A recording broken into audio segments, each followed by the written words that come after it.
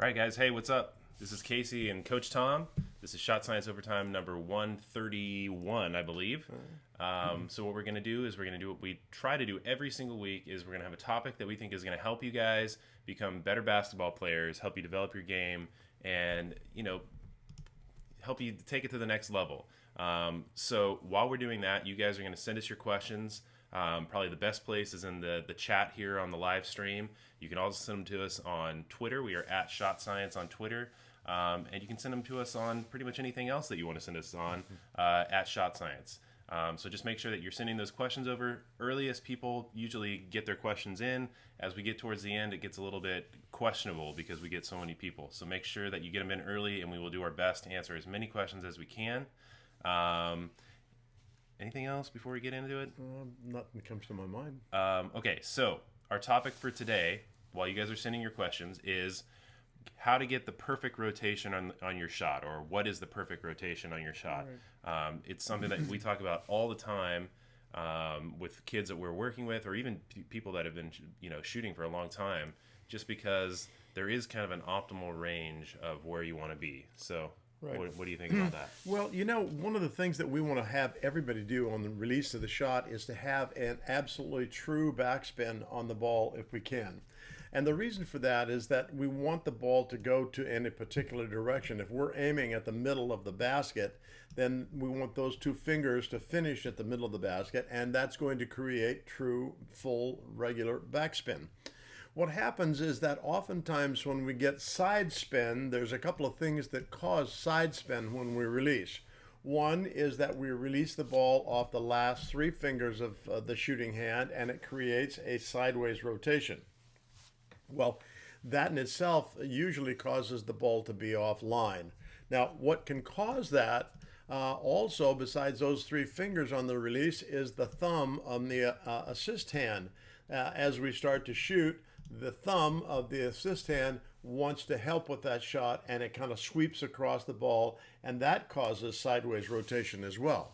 And so when that thumb sweeps across the ball like that, it also tends to direct the ball either right or left. And so one of the things that's really important to get really true backspin is it comes off of those two fingers on the finish, and the other hand does not have any role in the release of the basketball.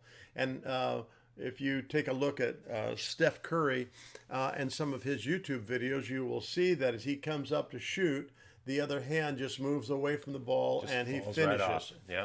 And that keeps that thumb off of there. And never really thought too much about that until a few years ago. And I was watching my students, and I would see that thumb rake across the basketball, and I could see it affecting the rotation and affecting the direction of the basketball. And so as we moved away from that and got that other hand off it completely, the ball travels in a better straight line. It goes right where these two fingers send it. And the other thing is that the backspin is really nice and true. And what happens is that when we have that true backspin, we can tell that we have released the ball properly. So that's a big clue for us about what the release did look like. Yeah, it looks like we got some people saying hello in the chat too. So like Joseph, Perez, and Alexa, and Mimon. What's up, you guys? Thanks for joining the chat.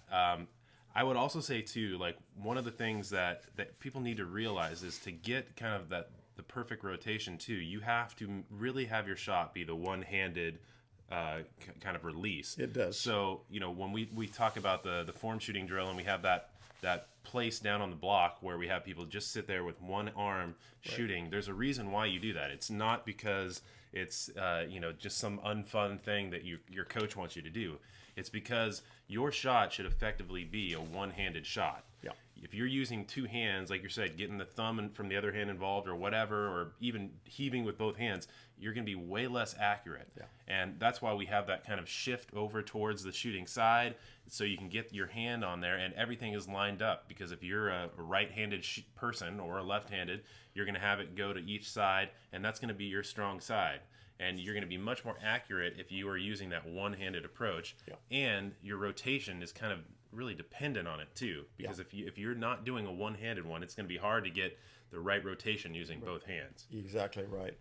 And some people will say, well, my hands aren't very big, and so I can't shoot it one-handed. Well, that's we have little tiny kids that are able to do it. Yeah. And the real crux of how to do that is to spread that thumb out on the basketball. And when you spread the thumb out so that you elevate the ball, put this on your hand, will you, Casey? So you can see that the ball elevates. And we call this the one finger test. We can stick one finger between the palm and the ball.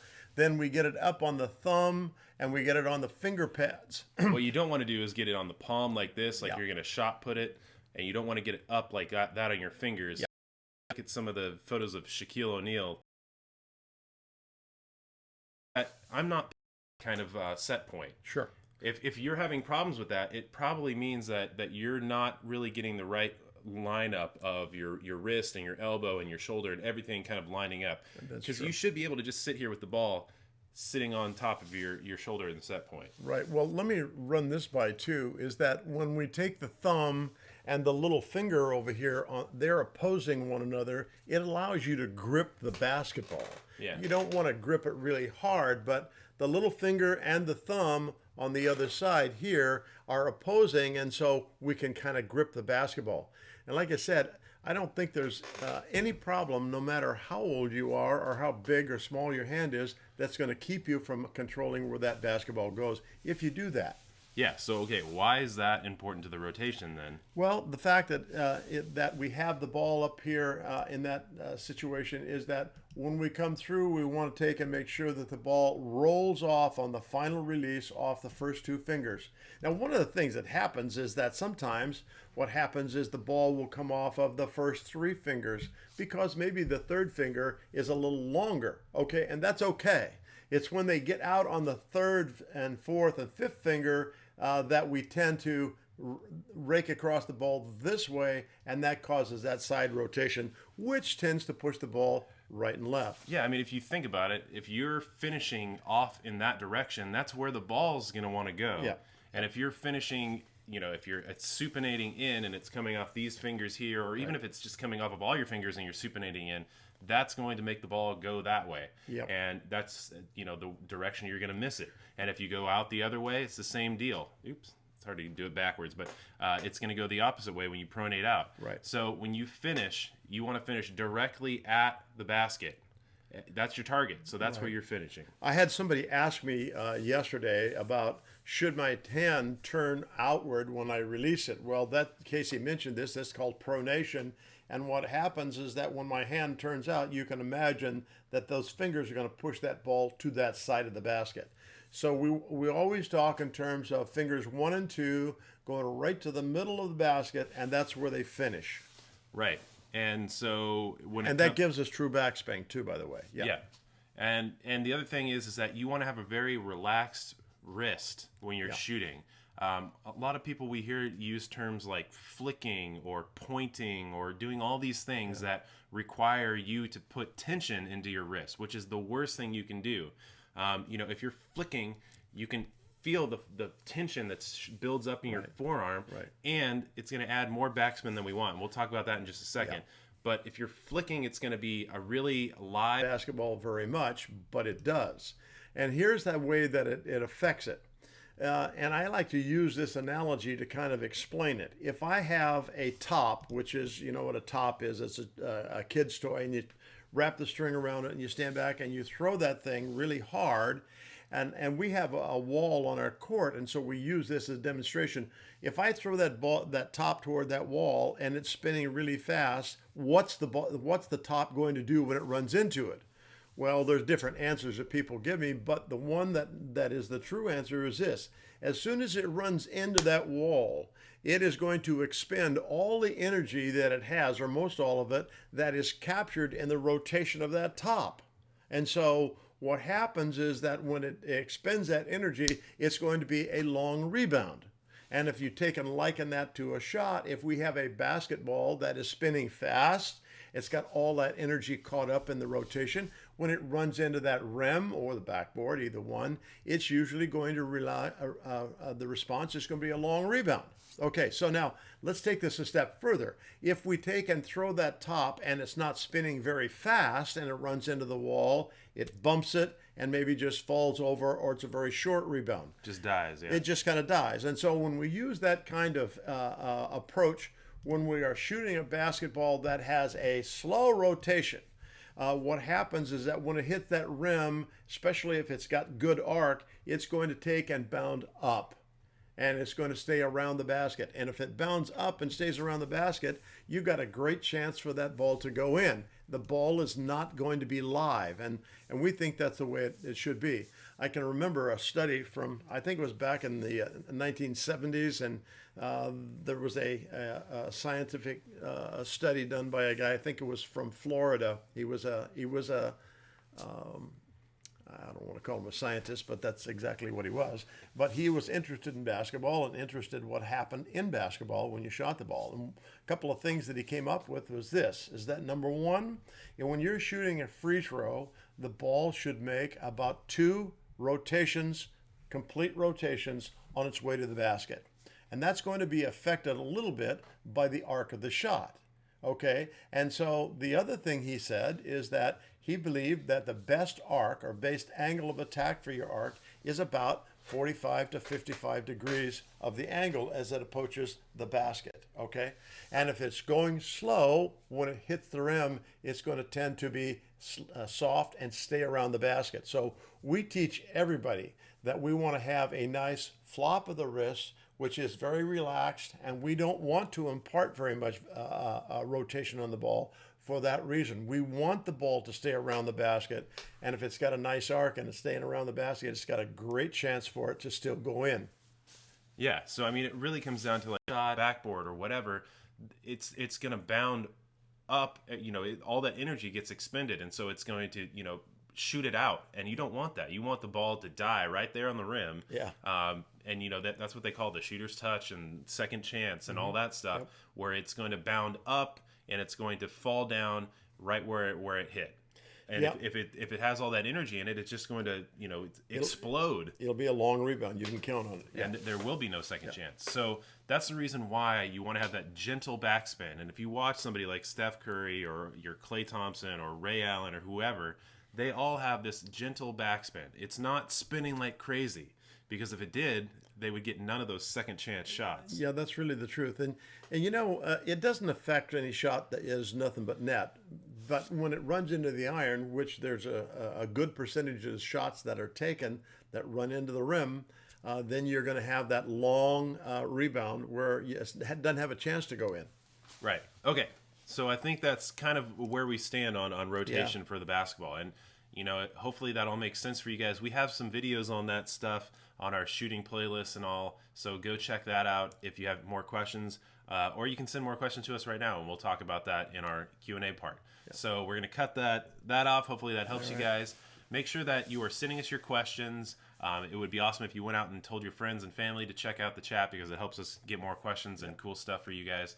But we're going to start answering some of these things. So let's go back a little ways. Let's see. This one is from Caleb McKnight, who says, how long would it take to actually develop your shot?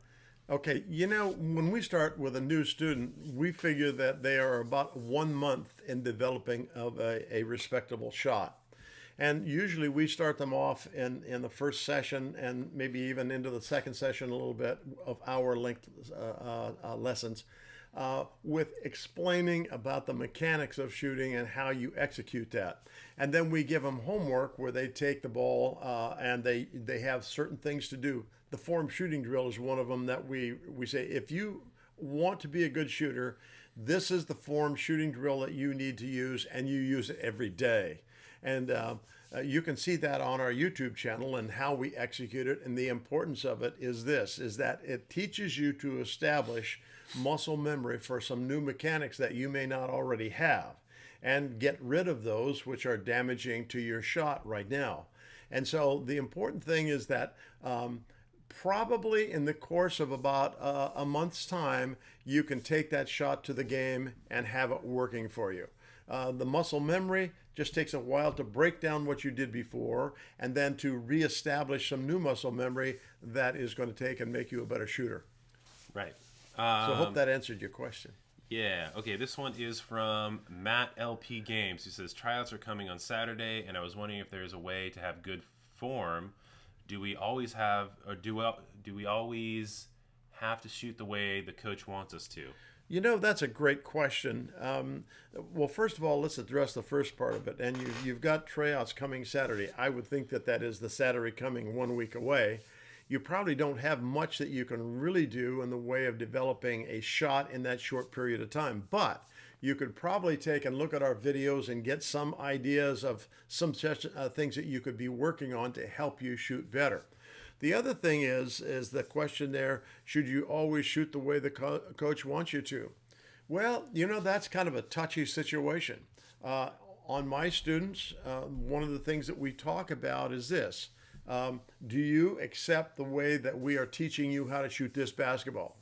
And if they say, yes, I do. And are you sure? Yes. Okay. And we've never had anybody say, no, they hate it. They're never going to touch it again. And I tell them this, you're going to have people who are going to be trying to change what you're doing. And I had a girl the other day, she came in and said, Coach, this guy is a kind of a helper at the school as an assistant coach, and he wants me to change my shot so that I hold the ball differently. And I said, well, what did you do? She says, well, I didn't know what to do. Well, one of the things that I think is the last thing that a coach wants to hear is this: I have a shooting coach. They don't want to hear that because they are your coach. And so we usually tell our players this: tell them that, okay, I'll work on that. I will try that. And the thing is that diffuses the situation so that the other coach has not got he's not ticked off because you're going to somebody else instead of him. And then as you go along, the coach can usually see that your shot is improving, and then you don't have to worry about that much anymore. But it's something that's going to happen. I can tell you that for sure. One of the things that can really get you out of that situation is if you come into it with a shot that works and has, it's like a finished package. If you come in and your shot's all wonky, that coach is going to probably step in and try to figure it out and help you or whatever. And it's like they're trying to be well-meaning and all that. Absolutely but you've kind of put yourself in that situation. So come in as kind of a more polished package, and you don't get stuck in that situation when it comes to like your actual mechanics of things. Right. And you know, the reality of it is that not very many young people really know how to shoot the basketball. I have seen so many different variations of how people shoot the basketball. Where did you learn to do that? Well, I had this guy who taught me to do this. Well, you know, we take a different approach when we are teaching people how to shoot the basketball. One of the things that we do is we teach in as logical fashion as we can. In other words, everything is done for a reason. It's a reason. You see what this ball does here? The reason it does that is because you do this. And if you want to be more successful, you want to do that because that's going to make it more successful. And there's a whole litany of things that we touch on, but I'm not going to a lot of it comes down to efficiency and getting rid of all the junk that you don't need. Yep. And everything is done for a reason. There's Absolutely. And it's backed up by physics and biomechanics and all these things that we work with these professional people to figure all that stuff out. Exactly.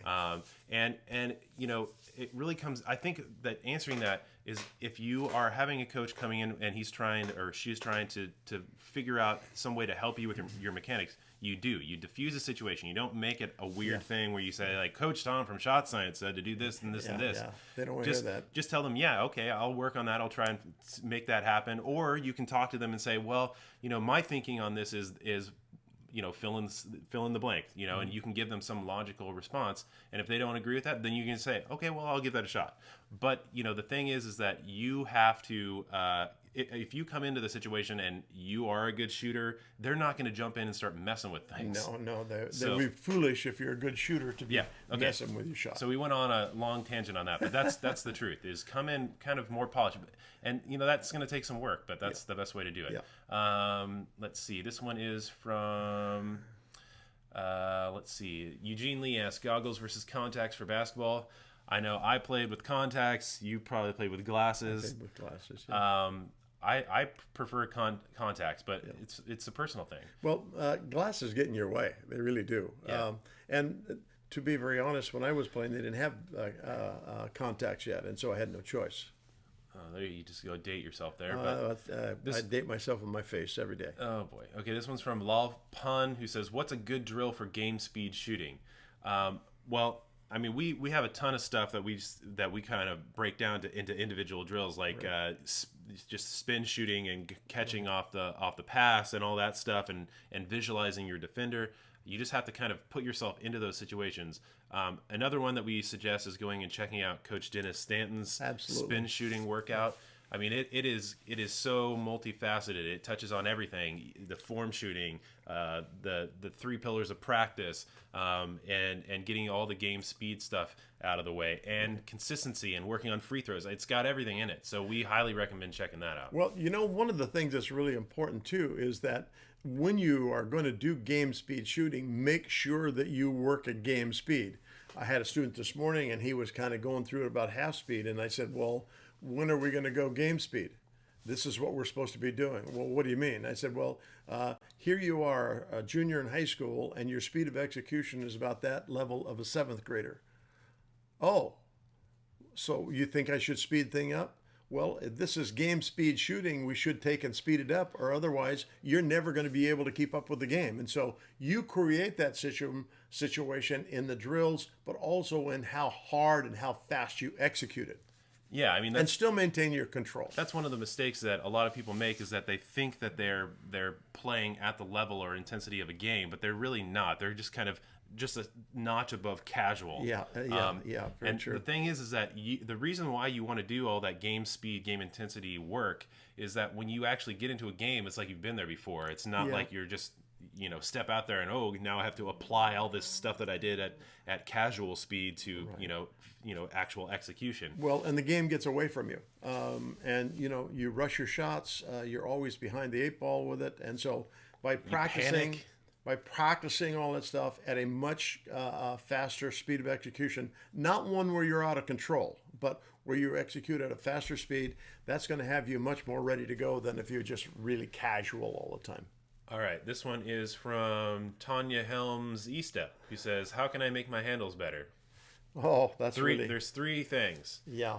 Practice, and practice. Yeah. I get this question really often, Tanya, and this. I'll just take this little quick aside. My grandmother's name was E-Step as well. Okay, and she was from Kansas. All right, so that aside, here's the thing that what you want to do is you want to spend time particularly on your weak hand. Most people avoid the weak hand because they're not very good with it, and it's uncomfortable. They're waiting for a turnover to happen. Well, if you wait for a turnover to happen, then your game level is never going to be very good. I had this discussion too today with a couple of girl students, and I told them, I said, if you were to take a look at your ball skills now, based on a scale of 0 to 10, how high would they be? Where would they rank? And one of them said, well, I think maybe 5. I said, you're right on in my book. And so you've got a lot of work to do. And the other one said, I'm maybe 3 or 4. And I said, you're right on too. So the thing is that you get better when you spend time working on, number one, stationary drills. And you can see all of those in our videos if you want to. And then you want to take and make sure that you do not leave out your weak hand.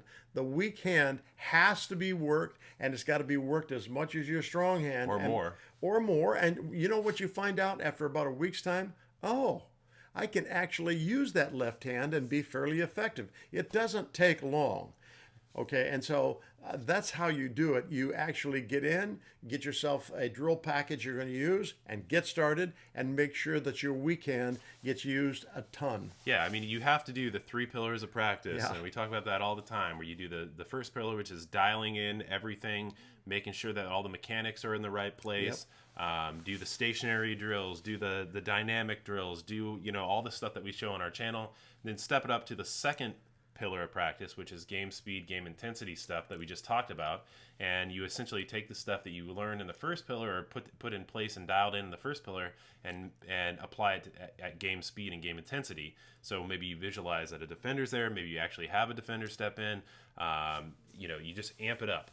And then the third pillar is actual game experience, and kind of getting out there and taking the first 2 pillars and applying that to an actual game, whether that's playground, AAU, traveling team, school team, whatever it is, but getting out and just using those skills so that when you actually play in other games and things, you actually have done it before. Right, right. And that applies to everything, not just ball handling, but shooting and passing and defense. Everything. Footwork. One of the weakest points for most basketball players is they don't use their feet very well. And that's one of the things that we spend time on is trying to help players develop good footwork for getting into their shot, changing directions off the dribble, all of that kind of stuff, because it is so important. And like Casey was saying, get those 3 pillars working for yourself, and you'll be surprised how quickly it starts to come around for you. Yep. All right, let's hit another one here. Alexander. Which one? This one? Mm-hmm. Alexander Panovsky says, should I work on my post-game or mid-range game first? Well, if you've been watching us at all, you already have that answer. If you haven't, we're going to give it to you right now. The first thing that we tell everybody that is a basketball player who is developing as a player is take and first of all, learn how to play basketball. And don't be so concerned with positions, because that whole thing could change. He says here just a little later that he is 6'1" or something like that. Okay. Well, 3 years from now, you may be 6'8", but you might be 6'4", or you might even be 6'2". Who knows? But the thing is, if you develop yourself, first of all, as a good basketball player, you've got good handles, you can shoot the basketball, you got good footwork, you can defend.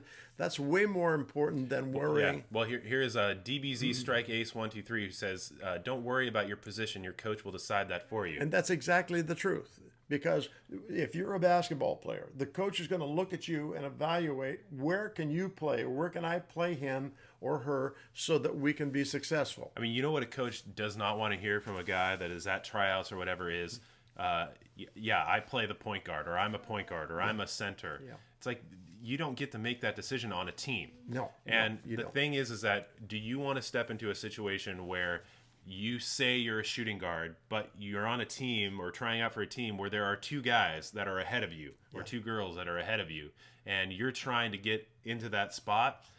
But what if you have the skills to be able to play the 4, or you have the skills to be able to play the 1, but you've pigeonholed yourself, and now you can't play anything, so you get to play the bench, or not even make the team. And you see guys all the time like Anthony Davis or Kevin Durant or whoever, fill in the blank of these tall, super lanky NBA players who started out as like point guards, and they developed their perimeter skills, and just because they're 6'10", 7 feet tall or whatever, they're able to handle the ball, shoot from the perimeter, and go inside and play in the post and play defense against smaller guys and taller guys.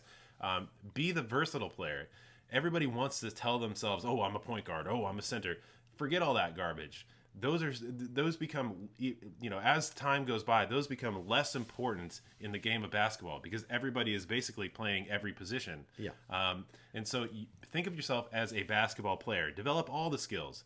It doesn't matter what height you are, but if you can go in and play the post, you can step out and take a shot, attack off the dribble, play defense against anybody. All that stuff is super important. It doesn't matter where you are. If you're a point guard that can post up, your coach is going to love you. If you're a big guy that can stretch the floor and take a shot from outside, he's going to love you. So get all of yourself, make yourself versatile. Get all of your skills up. Right? Okay. Yeah, and we have several people who are kind of in that same vein here, I noticed too. Well, let's take another question. Okay. Future Logic 07 is saying, what should I focus more on, handles or my outside shot? Focus on all of it. All of it. You want to be able to do everything. Because here's the problem. If you are an awesome ball handler, but you have a garbage shot, they're going to play off of you, and you can do your and one mixtape, and it's not going to matter, because they're going to just let you take the shot. And if you can't, if you're trying to dribble, they'll just keep giving you space. They'll stay in front of you and let you shoot whenever you want to. And if you flip it and you are a great shooter, but you have garbage handles, then they're just going to smother you. You'll never get your shot off, and you won't be able to attack the basket because they can shut that down. So if you have both of those skills, you put them in a position where they have to kind of hedge their bet on both. Yeah. And you're going to be in a position where you are in control. So you can jab step at them. They have to respect it and step back. You pull back and take a shot. Or if they don't respect it and you take that jab step, you go right by them off the dribble and they have to play catch up. Yeah. So if you don't have both of those things, you will never go to the next levels of basketball. Yeah, it's not an either or situation. If you're going to be successful, you've got to be able to shoot it. And you got to be able to put it on the floor and go by them. Serge Zurge asks, Coach, what do I do to fix my footwork? And I don't know any shooting drills to do because I don't have a net. Is there any drills without a net? You don't need a net. Go ahead, Casey. Yeah, I mean, are you talking about like a ball return net, or are you talking about the actual net on the basket? Because that does not matter. As long as the ball can go through the ring, you're good to go. Yeah. So if you're looking for shooting drills, we have a ton on our channel that we talk about all the time, where you can follow us on Snapchat, and we do shooting drills on there. I mean, just the thing about it is getting a few drills that you want to use that are versatile and can help you hit your game speed stuff. It can help you do your form shooting. I think form shooting is really the one that you want to get started with. And then to fix your footwork, you do that through kind of like a form shooting drill that is kind of based around stepping into the shot. Right, exactly. If you go watch our video on kind of the footwork for shooting, we show you how to step in. It's that 1-2 inner foot type of work. Right. Staying low. I mean, we do this on all of our shooting tutorials. So go check that out, and we think that that's going to help you, right? Yeah. Let's see Julian there, Casey. This one. Mm-hmm. Julian says, when I guess when I visualize my basketball going into the rim, do I look at the rim or backboard? Yeah, that's a great question. One of the things that we feel is this, is that we're trying to take and put the ball in the middle of that basket. And I will tell you this, that if you hit the back rim, if that's your target and you're successful in hitting the back rim, the ball is not going to go in most of the time, period. Same thing is true if you hit the front of the rim, because some people say focus on the front rim. And what's going to happen is it's going to be short and it's going to bounce back. So that's basically focusing on a miss. Well, exactly. It's on a kind of like an anti-target. Yeah, and so we talk in terms of using that 18-inch basket that has it's orange iron usually, and it's got a white net hanging off of it, and it's really easy to visualize, to see that thing. And that's where we want to put the ball anyway. So we never tell anybody to focus on the back rim, the front rim, backboard, unless we're talking bank shots. Yeah, I mean, if you're going to we're going right to that basket. If you're going to get a little bit technical, it's about kind of having a multi-dimensional visualization of the target. And so one of the things, I don't know if you like it, but I like to think of it as like the dartboard. And when you throw darts, you're throwing it directly at the dartboard. It's in the same plane as you are. But if you take that dartboard and you take it and you put it up on top of the basket, the bullseye is right there in the middle of the hoop.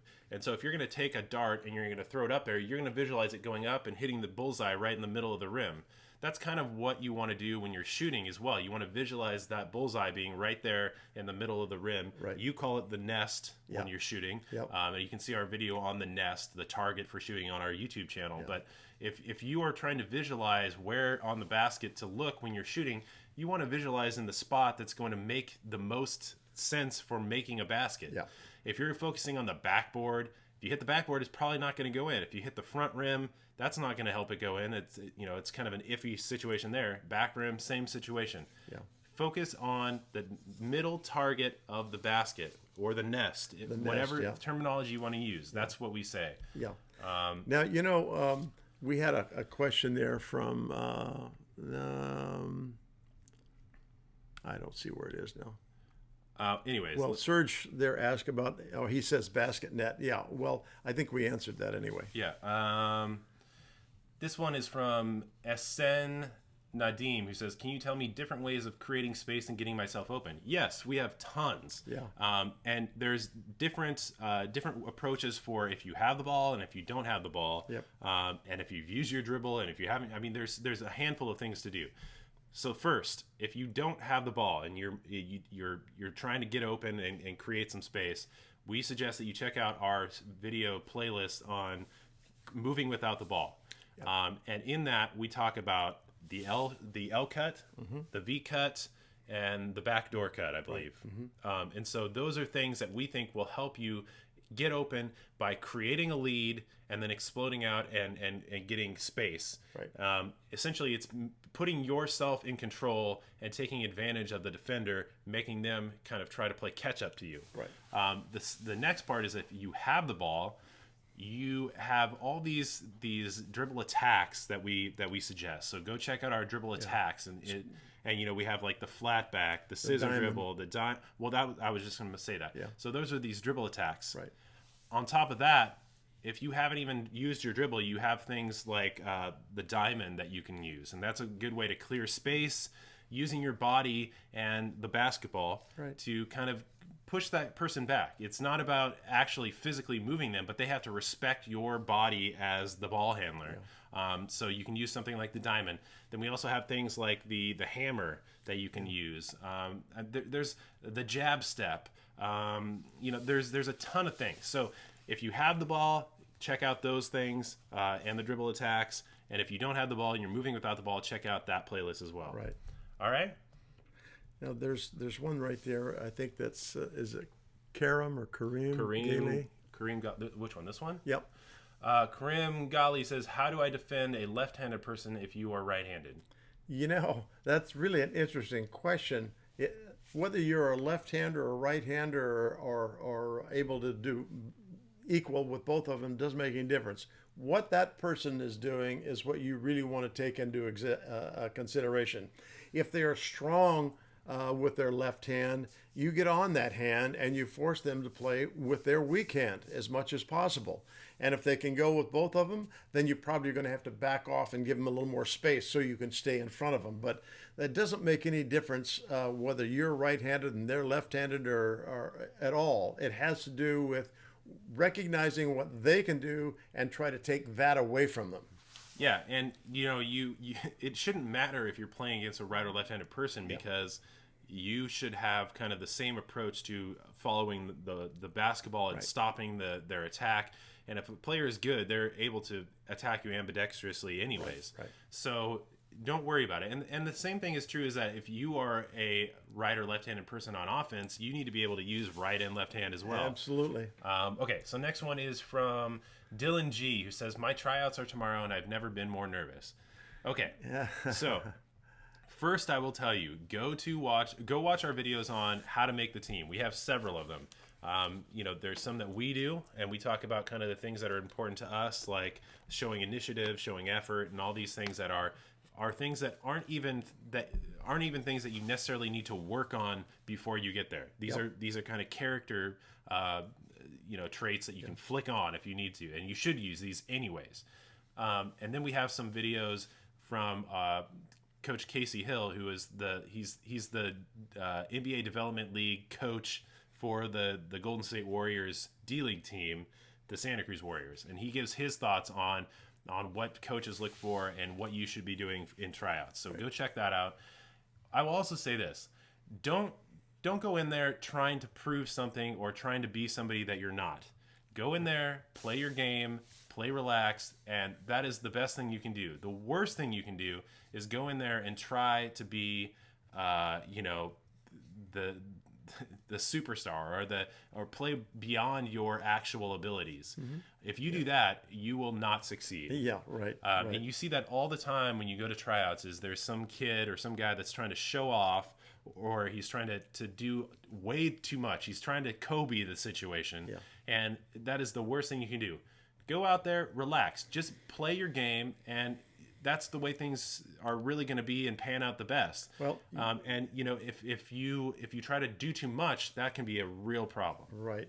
Well, your note there is that you're nervous. Well, there are a lot of people that are going to be trying out that are nervous.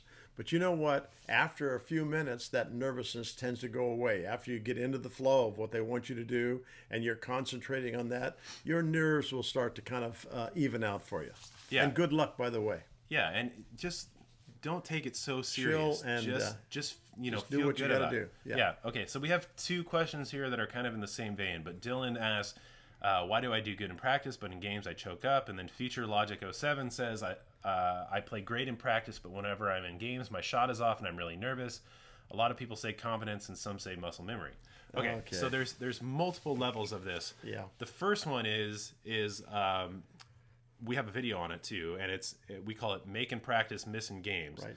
And that is really addressing the fact that so many people don't do the second pillar of practice, which is game speed, game intensity practice. That's right. They've gone in there and they've worked on their shot. Maybe they go out and they casually shoot around a lot, but they haven't amped it up, stepped it up to the second pillar of practice, which is game speed, game intensity. Right. So you have to practice all those skills at the speed of the game.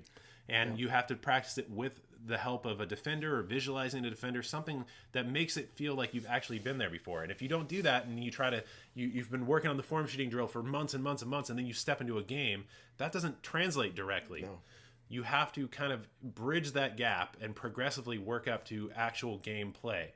And then the second part of it too is you have to have some experience playing as well. And if you have your skills to a high level and you've got some experience behind it, you will not be nearly as nervous, and you will be able to kind of play at the speed of the game. Yeah, confidence really comes down to not being afraid or not having any fear. And the major fear for most basketball players, especially for tryouts and whatnot, are they fear that they're going to screw up. They fear that they won't make the team. It's fear, fear, fear. Well, hey, you cannot worry about that. What you want to do is do the best you can do and let it all fall like it's going to. And you may be surprised how well you do. Just don't be afraid. And now that's an easy thing to say, but when you get into the workout and you're ready to go, just relax and do what you can do. That's all you can do. Now, there was something more there, too. Well, no, I mean, it was mostly about confidence and stuff like that. Well, yeah, but there was another part of that. I can't remember where we were there. Well, I mean, anyways, Let's move on. This one is from John Doe, who says, I have an okay shot, but my follow-through is horrible, and the shot curves to the right. Can you direct me to a video for my shot problem? And then I think Alexander says that he has the same problem. Okay. So, yeah, what would you tell people that are dealing with that? Well, go to our form shooting drill and the element. Just go to our playlist for form shooting for shooting a basketball. Form shooting is a part of it. But what you'll find there is that when you look at that, you'll see that the hand needs to come straight through to the basket, and that will give you a truer line. A lot of players pronate as they finish the shot, and that's what causes it to curve, or not curve necessarily, but to go to the right. And sometimes we finish with the hand like this to the inside, which is called supination, and that pushes the ball in that direction. And so what you want to do is have that hand coming straight through to the middle of that target, and that's probably going to keep you better aligned with the shot. Yeah, I mean, you want your finish or your release to be directly at your target. If it's going anywhere else, that's where it's going to go. Yeah. And then also, I would say that you've identified the problem. So you need to be the one that goes in and makes the next step, which is to address the problem. And you got to do that through your form shooting and dialing everything in, and then working up through the 3 pillars of practice to get it fixed. And that's really on you. Just because you identify it doesn't mean that there's some quick fix, but you have to actively work on it. And then the other thing I would say is that if you're having problems with your shot, or some weird thing is happening and you're missing a certain way, go check out our video called Fix Your Shot. I think Fix My Shot. Yeah. I think it's just Fix Your Shot. And if you go to that, we tell you reasons why the ball is doing this, or why you're missing this way, and how to fix it. So go check that out, and maybe that can give you some more direction too. Let's see here. This is from Eric Brinson, who says, how can I improve my arc? Should my follow-through be high or kind of in between? And is it a good thing if you have a habit of aiming at the backboard? Okay, we talked about the backboard thing already. Yeah. Don't do that. Yeah. Okay. The arc of the shot is really important.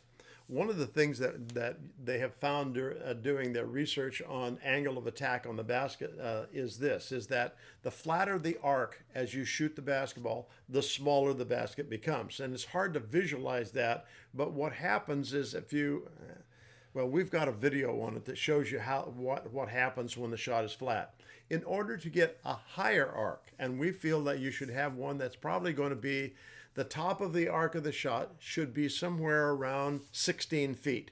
okay, off the floor. If you're shooting from where though? If you're shooting, let's say from the 3-point line, if you move further out, then that arc is going to increase to a higher elevation. But the thing is that when I'm going to take and get more arc, I always want to make sure that my elbow elevates and it finishes at a point higher than my eyes. Okay, and if you do that, you're lifting the ball up, and it should be here at about a 45-degree angle.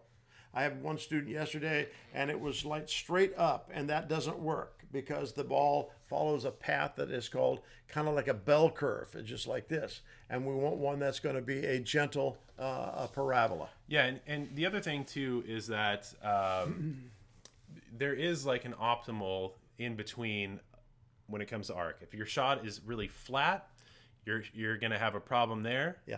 But if your shot is too high, you have to consider the fact that it is you're sending the ball in a much further direction than it really needs to go. It's traveling much longer, so you're essentially taking a longer shot. And also, if it hits the rim and you have this super arc, then it's going to have the same kind of effect of having too much spin. It's gonna bound off. So you have to find kind of the optimal range, and that changes depending on the person and the height and all that stuff. So you need to kind of do a lot of work on trying to get good arc, and that's going to, take a little bit of effort, but you don't want to have too much or too little. Right. And the thing you were talking about when you're talking about what the ball sees is that, let's just run through that real quick because I think it's important, but we have a video on it as well. But if you are the ball, you have to think of yourself having eyes on the ball, and if you're flying through the air and you are coming in at a very flat trajectory, it's very flat. Here's the rim. It's a circle. I'm looking at it. It is an actual circle. This is what you see as the ball. And so all the usable space is going to be here in the back of the rim. So when the ball is coming in, that's all you can use.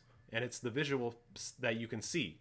So that's a much smaller space than you actually see. The more arc you get, the more you'll see it start to open up. And if the ball sees that full circle, it's going to be able to use that full circle and have a much larger target. So if you have a flat shot, your target is smaller. The more arc you have, the more target you're working with. Right. And if you can make flat shots, but you can't make as many of them typically as if you have a nice high arc.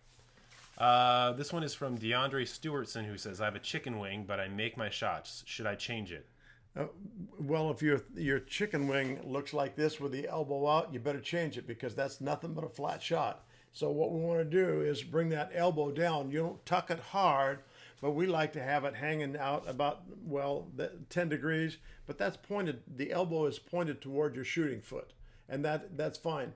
But and that'll give you an arc as well. But when that chicken wing comes out like this, it'll always be flat. Your shooting probably will not ever really be very strong. Yeah, and the thing is that you don't want to change these things in season. You want to change them after the fact, like in the off season, and really spend some time polishing and developing it. Okay, so we're going to do a quick lightning round to end things off because we got a ton of questions and we're not even getting close to getting through all these. Right. So short answers to these questions. I promise. Okay, Kay Crystal says, what type of strength is good to add for a guard? Well, I think that you need to stop thinking about yourself as a guard and start thinking about yourself as a basketball player. Not sure what kind of strength you're talking about, but we think that it's good to do conditioning and interval training, footwork drills, jump rope. All those things are really important. Don't spend so much time doing weight training and all that. It's not going to pay off as much as actual game applied training. Exactly. Okay, this one is from Justice Samuels, who says, Coach, how do I become as consistent of a shooter as Curry? You have great mechanics for your shot, and you spend as much time as he does. Now, there's a story that goes around that every day before practice begins, he shoots 1,000 shots every day. Well, if you're going to shoot like him, then you're going to have those same patterns, or you're not even going to be close. Okay, this one is, you have to put in the time that somebody like that puts in and the effort where you're analyzing your shot and doing the things that you need to do to make your shot better. Okay, this one is from Pau Alvarez, who says, there are quite a lot of videos talking about how to box out. Any tips on how to grab a rebound being boxed out? Thanks from Barcelona. The whole boxing out thing, Okay, Probably so if somebody is this is a quick tip. If somebody is boxing you out, there are two things that I would do as a rebounder. If they're boxing you out, you can do something that's kind of called the swim, where you put your arm up and over and you kind of pull around and you go around them, right? Like if you have your arm up like this, I can just kind of go like this. I'm not grabbing them. I'm just kind of using my elbow and my arm to go around. Right.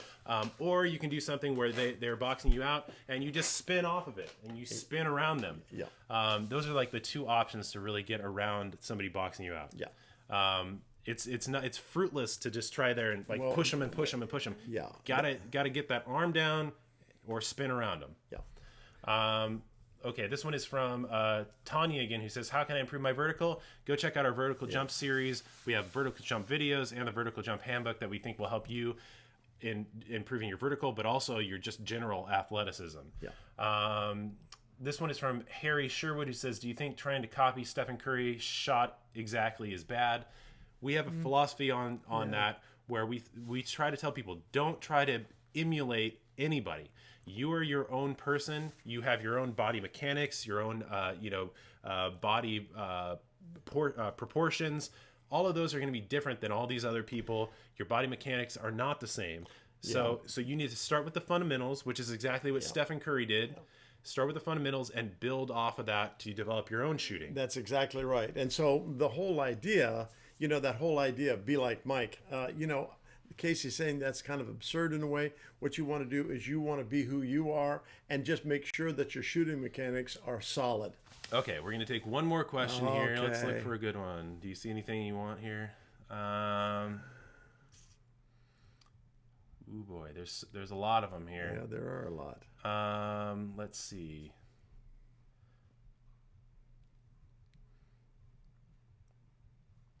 A lot of questions from people asking about positions, but remember, don't play for positions. Play to be a versatile basketball player. Okay, this one is from Burin Niran, who says, is the elbow necessarily in line of hand-shoulder when you shoot the ball, or can it be outside? Well, here's the thing. We talk about this quite often. Normally, the way our skeleton works, if we take and raise our arms up like this, it hangs at about 10 degrees angle off of plumb. And I'm not going to take the time to explain plumb, but if it hangs out here about 10 degrees, that to just a little tighter is good. When you begin to bring it in here too tight, that screws up your shot royally. So just letting the normal skeleton location here is good. Ergonomic. So here's the other thing too, is that if you're trying to square your body up completely and still try to shoot the one-handed shot, which a basketball shot is, you're gonna have a hard time because your arm is not built to be in the middle of your body. No. So that's why you want to have that slight turn, stagger towards your shooting side. Right. So that what happens then is that you actually kind of get that kind of ergonomic lineup where everything kind of falls into place. But again, you're not jamming your elbow in like this. This is creating a lot of tension and it's not feeling so hot on my arm. Yeah. If I just relax it and my arm is just a little bit out, that's cool, because as you go up, everything straightens out. Yes, exactly right. All right, you guys. So I think that's going to do it for us today. Thanks so much for all the questions. Make sure you're back again next week at 1 p.m. Pacific time to have another live show. We'll answer as many questions as we possibly can. If we didn't get to your question today, it's not because we don't like you. It's because we just ran out of time. And if you want to reach us during the week, make sure you're following us on all of our social media stuff. We're Shot Science everywhere. On Twitter, we are at Shot Science. Facebook, we're always posting new stuff every single day. We're Shot Science there. Google Plus. You can also follow us on Snapchat, where we post behind the scenes and kind of drills and tips from people and all the cool stuff that we're doing on the basketball court. So follow us on Snapchat. We're Shot Science. Follow us on Instagram because we post stuff there as well. So we're everywhere. Yeah. And make sure you're back again next week. Tell your friends and family to check us out. And we will see you guys then, I think. If we miss you today, get back to us next week. We'll try and get you that time. Yeah. Thanks, guys. All right, you guys. Now I got to figure out how to turn this thing off.